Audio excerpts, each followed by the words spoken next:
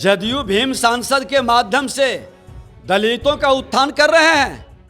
अगर जो ये सत्ता में बैठे लोग गया के अंदर दो दलित बेटी की बलात्कार कर करके हत्या, आज जिस तरह से दलित बेटी को निर्वस्त्र कर करके बेगूसराय में बछवाड़ा तेघरा के अंदर जिस तरह से घुमाया गया, अररिया में एक दलित बेटी का बलात्कार कर करके, और हद तो तब हो गई है कि हमारा प्राइवेट पार्ट भी नीलम यादव का काट लिया और दलितों की बात करते हैं। ये भीम का एहसास हो गया, नकल करने लगे।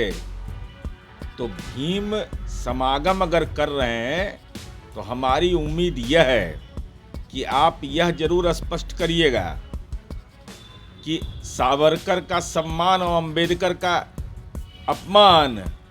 नए संसद भवन में सावरकर को अगरबत्ती दिखाया नरेंद्र मोदी जी ने, डॉक्टर भीमराव अंबेडकर को नहीं। नमस्कार, आप देख रहे हैं न्यूज 4 नेशन में हूं आपके साथ नरोत्तम।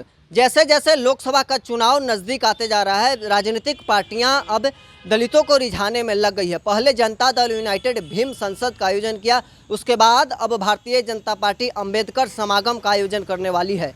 ऐसे में जनता दल यूनाइटेड और भारतीय जनता पार्टी दलितों वोट बैंक को लेकर आमने सामने है। बिहार विधानसभा के नेता प्रतिपक्ष विजय कुमार सिन्हा जनता दल यूनाइटेड के भीम संसद पर तंज कसते हुए कह रहे हैं कि जनता दल यूनाइटेड दलितों का हितैषी नहीं, दलितों का हत्यारा है। जिस प्रकार से उनकी सरकार में दलितों का हत्या हो रहा है, कभी लखीसराय में तो कभी गया में, बिहार के अन्य जगहों पर दलितों का हत्या किया जा रहा है।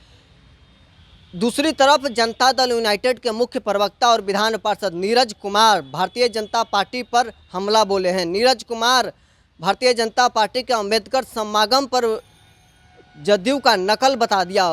वहीं भारतीय जनता पार्टी से वो पूछे हैं कि क्या भारतीय जनता पार्टी अंबेडकर का अपमान करके और सावरकर का सम्मान करके दलितों का हितैषी बनेगा। क्या कुछ कर रहे हैं विजय कुमार सिन्हा और नीरज कुमार, पहले सुने आप।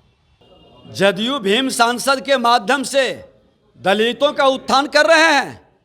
अगर जो ये सत्ता में बैठे लोग गया के अंदर दो दलित बेटी की बलात्कार कर करके हत्या, आज जिस तरह से दलित बेटी को निर्वस्त्र कर करके बेगूसराय में बछवाड़ा तेघरा के अंदर जिस तरह से घुमाया गया, अररिया में एक दलित बेटी का बलात्कार कर करके, और हद तो तब हो गई है कि हमारा प्राइवेट पार्ट भी नीलम यादव का काट लिया और दलितों की बात करते हैं। ये किसी दलित को न्याय दिलाए हैं? और भीम सांसद करने वाले जो इनके मंत्री माननीय अशोक चौधरी जी हैं, वो दलित हैं क्या?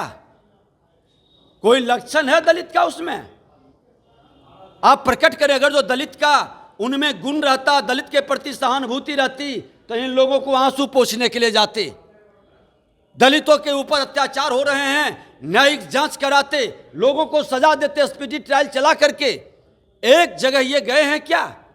अरे भारतीय जनता पार्टी आज दलितों का, अति पिछड़ों का, गरीबों का, अगरों का, सब की आंसू पोंछने का, अगर जो दलित की आंसू बहता है वहां भी भारतीय जनता पार्टी के हम लोग जाते हैं और उसकी लड़ाई लड़ते हैं। और अगड़े का भी, अगर जो गरीब ब्राह्मण का भी आंसू बहता है वहां भी जाकर खड़े होते हैं, क्योंकि एक शिक्षक पुत्र है और शिक्षक पुत्र भेद नहीं करता। सामने में सभी मेरा है, सबका साथ सबका विकास की लड़ाई लड़ते हैं। आपके द्वारा भी अंबेडकर समागम किया जा रहा 7 तारीख को। निश्चित तौर पर बाबा भीमराव अंबेडकर के, उनके कार्यों के, उनके सोच को, उनके विचारों को उत्थान करने का, गरीब उन दलितों के सम्मान करने का भाव आज हमारे दल के अंदर, और सिर्फ दलितों के उत्थान के लिए नहीं, अति पिछड़ों के उत्थान के लिए। आपने देखा कि छोटी जात हो, बड़ी जात हो, हर समाज का, उनके महापुरुषों का हम लोग कार्यक्रम करते हैं। भाजपा वह समुद्र है जहां हर नदियां समाहित हो जाती है। इसलिए भाजपा जाति आधारित राजनीति नहीं करती, जमात आधारित राजनीति करती है। भीम का एहसास हो गया, नकल करने लगे। तो भीम समागम अगर कर रहे हैं तो हमारी उम्मीद यह है कि आप यह जरूर स्पष्ट करिएगा कि सावरकर का सम्मान और अंबेडकर का अपमान। नए संसद भवन में सावरकर को अगरबत्ती दिखाया नरेंद्र मोदी जी ने, डॉक्टर भीमराव अंबेडकर को नहीं। आप इस बात का जवाब दीजिएगा कि अंबेडकर को मानने वाले बाबू जगजीवन राम थे, तो बाबू जगजीवन राम छात्रावास योजना बंद क्यों किया? क्या बाबू लगने से? और बिहार और पंजाब में दलितों की सबसे बड़ी आबादी, एक भी छात्रावास आपने भारत सरकार ने दलितों के लिए नहीं दिया। आप इस बात का जवाब दीजिएगा कि जनगणना आप नहीं करा रहे हैं, जनगणना के आधार पर दलितों को आरक्षण मिलता है, वह भी आपने समाप्त करने की कवायद शुरू कर दी है। 2021 में होना था, दुनिया के 83 देशों में हो गया। आप कोविड का बहाना बना करके जनगणना नहीं कराइएगा तो परिसीमन नहीं होगा, परिसीमन नहीं होगा तो उनकी हिस्सेदारी नहीं मिलेगी। और साथ ही साथ हिम्मत करके बोल दीजिए, जो होना होगा सो होगा। क्या डरना है आपको बिहार में? बिहार में सीधा कहिए कि दशरथ मांझी को भारत रत्न मिलना चाहिए। इससे तो कम से कम इतना तो दलितों को भरोसा दीजिए।